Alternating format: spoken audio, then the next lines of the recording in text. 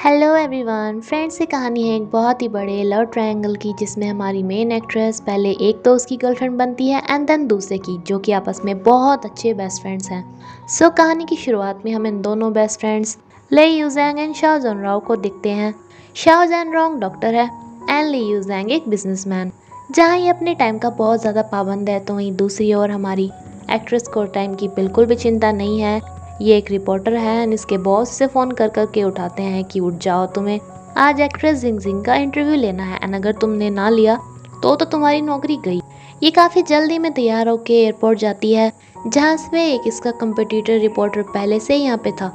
लेकिन इसका बॉस इसे चुपके से बताता है कि जहाँ सभी भीड़ है वहाँ पे जिंग जिंग नहीं आने वाली, वो पीछे वाले रास्ते से ही चली जाएगी, तुम वहाँ पे जाके उसका इंटरव्यू लेना।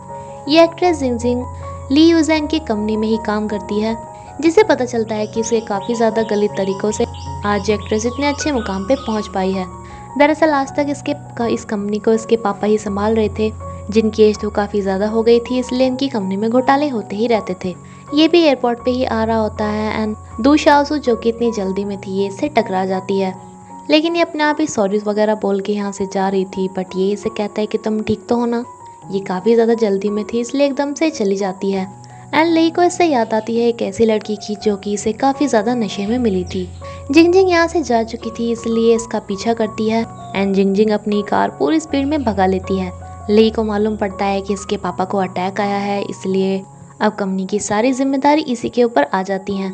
शाओ के पास पेशेंट्स आते हैं, जो कि ये जिंग जिंग एंड दू शाओसी ही थी, क्योंकि जब दू शाओसी इसका पीछा कर रही थी तो जल्दी के चक्कर में इसका एक्सीडेंट हो गया था। दू शाओसी ने भी इसकी हेल्प कराई थी, नहीं साथ में हॉस्पिटल में भी आ गई थी। ये तो जल्दी से यहाँ से निकल लेती है, जिससे रास्ते में मुलाकात होती है शाओ से। ये एक दूसरे को एकदम देखते हैं एंड अंदर रूम में जाके देखता है कि पेशेंट तो गायब हो गई। कंपनी में बात हो रही होती है कि जिंग जिंग जो मूवी बनाने वाली थी, अब वो मूवी कौन बनाएगा जब उसका एक्सीडेंट हो गया। यहाँ पे एक पर्सन था जिसका जिंग जिंग के साथ अफेयर है एंड ये दोनों मिलके यहाँ पे घोटाले करते हैं, जो कि आज कहता है कि नहीं, उस मूवी के लिए तो जिंग जिंग ही चाहिए, हम एक्ट्रेस चेंज नहीं कर सकते। लेकिन ली इन दोनों के खिलाफ सभी को सबूत दिखा देता है, जिसके बाद इसे रिजाइन करना पड़ता है एंड एक्ट्रेस चेंज हो जाती है। दो शाओ से यहाँ पे आके एक डिश ऑर्डर करती है, लेकिन जब ये इसे खाता हुआ देखती है तब ये इसके वाले डिश भी ऑर्डर कर देती है एंड ये दोनों मिलके खाई रही होती है कि इसका बॉस का ऐसे फ़ोन आता है कि तुमने अब तक उसका इंटरव्यू नहीं लिया, वो हॉस्पिटल में है ना एंड तुम भी वहीं पे हो, तो वहीं पे उसका इंटरव्यू लो। ये सब कुछ सुन के ये बेचारी अपना खाना भी छोड़ के चली जाती है एंड साथ में फ़ोन भी। एंड जब इसे याद आता है कि फ़ोन भी वहीं रह गया, तो इतने में ही ये इसका फ़ोन लेके आ जाता है, जहाँ इसे देखती ही रह जाती है।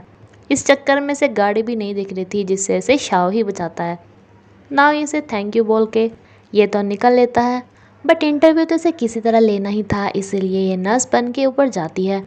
रास्ते में शाओ को देख के थोड़ी नर्वस हो जाती है, लेकिन खैर किसी तरह रूम में पहुंच जाती है एंड इसे अब थोड़ा इस नर्स में गड़बड़ लगती है, इसलिए ये भी वापस हो लेता है। इसके रूम में आते ही ये छिप जाती है, लेकिन जब इसे लगता है कि ये पकड़ी ही जाने वाली है, इसलिए यहाँ से भाग लेती है। शाओ इसका पीछा भी करता है, लेकिन इसे पकड़ नहीं पाता। मूवी के लिए सभी इसे एक एक्ट्रेस सजेस्ट करते हैं एंड ये एक्ट्रेस इसकी कभी गर्लफ्रेंड रह चुकी है, बट इसने इसे ब्रेकअप दे दिया था। लेकिन अब इसे इस मूवी के लिए इसी को ही रिक्वेस्ट करने जाना था। देन हम एक और बिजनेसमैन को देखते हैं, जिनका नाम है जियांग।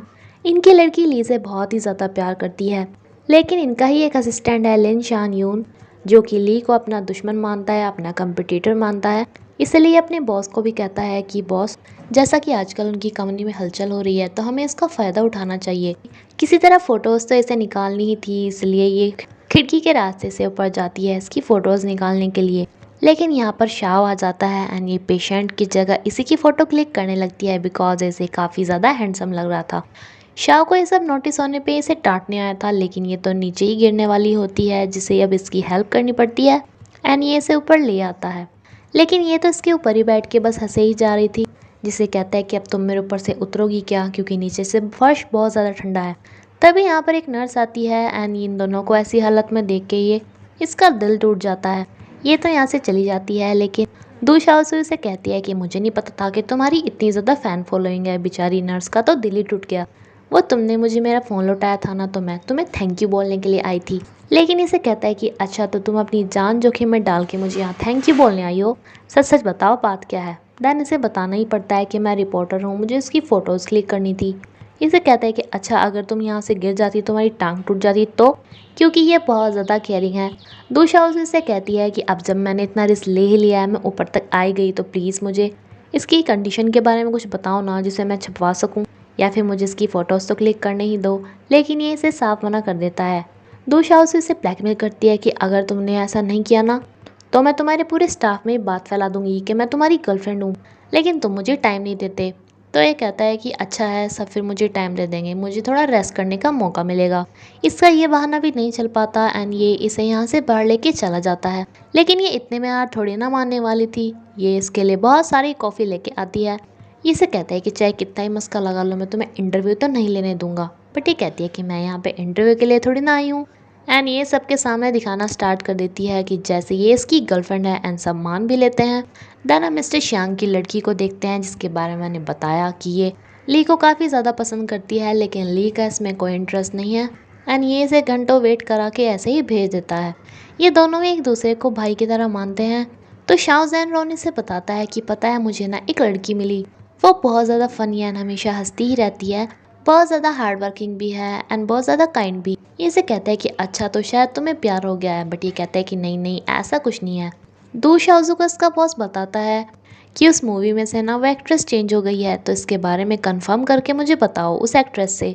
इस बात पे इसे काफ़ी ज़्यादा बुरा लगता है कि एक तो बेचारी एक्ट्रेस का एक्सीडेंट हो गया एंड ऊपर से उसे फिल्म से भी निकाल दिया गया।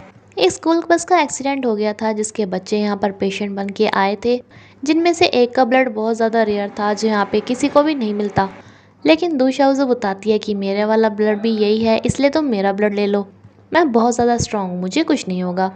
लेकिन अब इसकी हालत टाइट हो जाती है। एनी से कहती है कि वो क्या है ना, मैंने आज नाश्ता नहीं किया था, अभी मुझे बहुत ज़्यादा भूख लग रही है। एनी ये बोलते हुए ये बेहोश हो जाती है। होश आने पे ये इसका वही इसे फेवरेट खाना ला के देता है जो कि ये अभी बेहोश होने से पहले बोल रही थी। एंड बाकी शाओ इसे बहुत ज़्यादा पसंद करने लगा था। ये शाओ को बताती है कि पता है वो एक्ट्रेस जिनजिन ना, मैं उसका पीछा कर रही थी कार में एंड तेज़ चलाने के चक्कर में ही उसका एक्सीडेंट हुआ। सो अब मेरी वजह से उसका रोल उसके हाथों से छिन गया, मुझे बहुत ज़्यादा गिल्टी फील हो रहा है। बट ये से कहता है कि उसका एक्सीडेंट तेज़ चलाने से नहीं, सीट बेल्ट ना पहनने की वजह से हुआ। जिन जिन को जब पता चलता है कि इसे चेंज कर दिया गया है, तो अब ये नाटक करने वाली थी सुसाइड करने का, जिससे सबको इस पर दया आए एंड सभी कंपनी को बोले कि इसे मूवी से ना हटाया जाए। दूसरा उसे उसका इंटरव्यू लेने के लिए आई थी, बट ये देखती है कि ये तो यहाँ पे है ही नहीं। एंड इन दोनों को मालूम पड़ता है कि वो तो छत पे जा चुकी है सुसाइड करने के लिए। दूसरी तरफ ली को भी इस बारे में पता चलता है। ये दोनों ही इसे बचाने के लिए जाते हैं, जहाँ पे शाओ इसका ध्यान अपनी ओर अट्रैक्ट करता है एंड वुदाओ को इसे आके बचाना था, लेकिन बचाते तो तब ना जब इसका मूड होता नीचे गिरने का। शाओ इसे तो वापस से छत पे डाल देता है, लेकिन अपने आप ये नीचे गिरने वाला था, जिसे कि दू शाओजू पकड़ लेती है। ये इसे कहता है कि मेरा हाथ छोड़ दो, बट ये कहती है कि नहीं अब गिरेंगे तो एक साथ गिरेंगे। एंड इसका हाथ छूट जाता है, लेकिन अब तक नीचे इनके पकड़ने का इंतज़ाम हो चुका था एंड इसे तो यकीन ही नहीं हो रहा था कि ये जिंदा है। मीडिया इनके पास आ रही थी, लेकिन शाओ इसे लेके भाग जाता है एंड अब तो इससे बहुत ज़्यादा इम्प्रेस हो चुका था, जो कि इसे कहता है कि क्या तुम मुझे अपना नंबर दे सकती हो, क्या पता फ्यूचर में मुझे तुम्हारी ये अजीब सी आवाज़ सुनने का मन करे। एंड ये इसे नंबर दे देती है। एंड ये तो अब तक डरी हुई बैठी थी कि क्या पता एक्टिंग करते करते ये सच में ही नीचे गिर जाती। ली को जब इस बारे में पता चलता है तो इसे बहुत ज़्यादा डांटता है कि तुम्हें उसके साथ उसकी जान बचाने की क्या ज़रूरत थी, वो तो एक्टिंग कर रही थी, लेकिन तुम सच में नीचे गिर जाते। अपना नहीं, कम से कम अपनी मम्मी के बारे में तो सोचो। मैं उन्हें क्या जवाब देता, जिनसे मैंने प्रॉमिस कर रखा है कि मैं तुम्हें हमेशा प्रोटेक्ट करूँगा। बट ये इसे कहता है कि वो सिर्फ तुम्हारी एक्ट्रेस नहीं, मेरी पेशेंट भी थी, जिसकी जान बचाना मेरा फ़र्ज़ था। दू शाओजू इसी के बारे में सोच रही थी, तभी ये इसे फ़ोन करके लंच के लिए बुला लेता है। ये इसे कहती है कि तुम अपनी गर्लफ्रेंड को भी इसी जगह पे लेके आते हो क्या, तो इसे बताता है कि नहीं मैं सिंगल हूँ, मुझे वो लड़की मिली नहीं जो मेरी डेस्टिनी में लिखी हुई है। ये इसे कहती है कि अच्छा अगर कोई लड़की हमारे डेस्टिनी हमसे मिलती है, हम उससे प्यार करते हैं, तो वो हमारी डेस्टिनी है, अगर बाद में जब ब्रेकअप हो जाता है तो वो डेस्टिनी नहीं होती। खैर तुम इन बातों को नहीं समझोगे, तुम अभी बच्चे हो। ये इसके लिए केक मंगवाता है, जिसे इसकी डीओ भी तब पता चली थी जब इसने ब्लड डोनेट कराने के लिए फॉर्म फिल किया था। एंड साथ में ये इसे एक गिफ्ट भी देता है, जिसे कहती है कि तुमने मुझे पिक क्यों दिया, तो ये बताता है कि मुझे ना ये तुम्हारे जैसा लगा था। शाह इसके साथ पूरा फ्लर्ट कर रहा था, जो इसे कहता है कि अगर मुझे सिर्फ एक ही लड़की से प्यार करना हो, वो तुम हो, तो तुम क्या करोगी। अभी तो ये वॉशरूम का बहाना करके यहाँ से निकल लेती है, जो कि बहुत ज़्यादा नर्वस हो गई थी। कि इसने अभी अभी मुझे प्रपोज किया क्या।